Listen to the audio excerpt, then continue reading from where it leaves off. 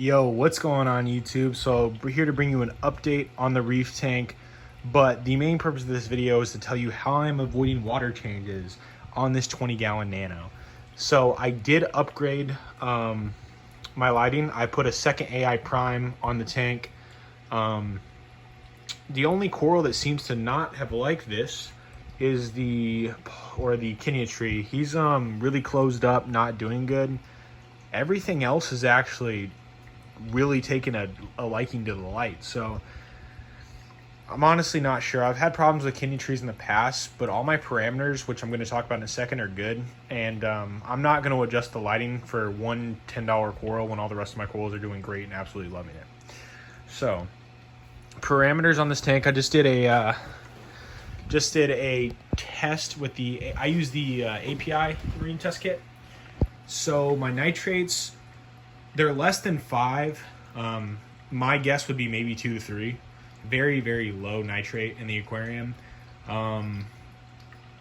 Phosphate's 0 and calcium's at 500. So I just want to bring that maybe a little more down and keep it consistent at like the 450 mark. It was low. It was like right at 400 last week, and I was trying to bring it up. So I actually skyrocketed this week. So I'm going to try to get that around the 450 and try to keep it there with just my dosing and see how that does, just the dosing level. So how am I doing no water changes on this tank? It has been 3 weeks now I think it's been right at 3 weeks now since I've done a water change on this aquarium. And how are my nitrates so low? Well, I only have 2 fish in this aquarium, which is actually going to change. I did want to do a low bioload in this tank, and I'm still doing a pretty low bioload, but I'm going to actually pick up a bicolor blenny and try that out in the tank. I think something else very, very tiny, like a bicolor blenny who only grows 1 to 2 inches, would look very cool in here and add another splash of color to the tank. And then I am going to eventually upgrade to a 40-gallon, and he'll transfer over to the 40 as well. So that's hopefully happening this week. One of the guys at the saltwater store said they'd make sure they get one in for me so I can go pick them up next week. So how I'm keeping my nitrates low, very, very simple, guys. I'm carbon dosing. Even when the tank wasn't really having nitrate, it was starting to have a little bit of nitrate issues, but that's just because that was before I upgraded my filter, which I'll talk about in a second. And that was because the tank was newly cycled. So really, it wasn't really having nitrate issues. It was due to a new cycle tank and the fact that I couldn't really do anything, and I didn't do much for a month. And you know, you had to go through that whole ammonia cycle, the nitrate cycle. So obviously the byproduct is a lot of nitrates. So what I'm doing is I'm carbon dosing before nitrates would ever become an issue, due to the fact that when you set up a new tank, you're not going to have that bacteria to eat nitrates. It's not going to be as heavy in your tank. So I'm giving it a jump start. I'm going to continue carbon dosing at the rate I'm going right now, which is 1/4 of a teaspoon a day. I do that every single day, and my skimmer has actually, since the last video I talked about, has really started working really well with carbon dosing. It's pulling out a lot of gunk from the water, and it's doing a really, really good job. I'm really proud of the skimmer and how that's kind of tuned into the tank.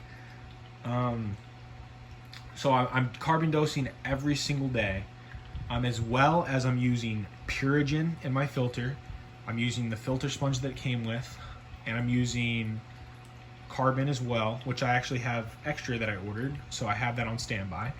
And then I also have just filter floss, which I change every week. I just changed that right before this video, actually. Just give it a good little rinse before you put it in your filter, and it won't cause your skimmer to go crazy.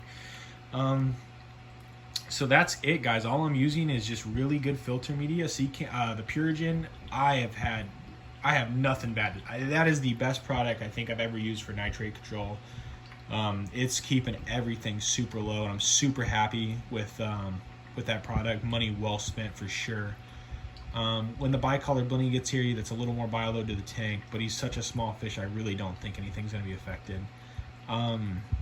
Coral growth, not much is going on here. You know, they are small corals. It's going to take a little bit of time. Paulson Xenia, a little bit of growth out of them. See him on the top rock there. A little bit of growth out of that guy. But everything's just kind of right now just getting still settled in. I'm just trying to keep all my parameters stable so that I can encourage coral growth. I did feed the Duncan a couple times. I need to figure out something to put over him when I feed him because the shrimp likes to take the food from him. So that's why I didn't feed him yesterday when I fed the fish, because I didn't even want to mess with it. I need to figure something out for him when I feed him, because I want the Duncan to grow really, really fast in this tank. Beautiful coral, beautiful. The torch is doing absolutely amazing. Ever since I added the second light, he's reacted well to it. He was reacting well before as well. Really just I left him in the tank for a couple weeks and I didn't move him or anything like that.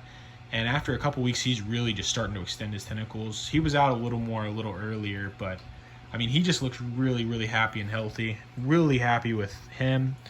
I mean, I'm having algae, a little bit of algae. I wouldn't even call it really an issue because it's not that much. It's not a big deal.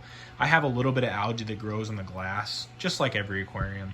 I just scrub the front every couple days and takes care of it. The snails pretty much cleaned the complete back of the aquarium of algae.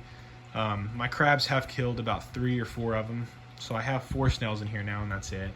There's a little bit of algae, though, on the side glass that I leave for them, and I don't scrub the back. Really don't scrub the sides either, so they have a food source. But everything is doing really well in this tank. I can't wait to get the bicolored blenny. He's going to be a great addition to the tank. The clowns are doing great. That pulsing zinnia is doing pretty well. He's split now into like 5 heads. He was 3 when I got him. He's splitting into his 6th, I believe. So it's slower growth, but the tank is fairly new. It's only been set up for 2.5 months or so, and everything's really starting to settle in and get stable. So we'll see how it continues to grow and just keep you guys updated. Thank you so much for watching.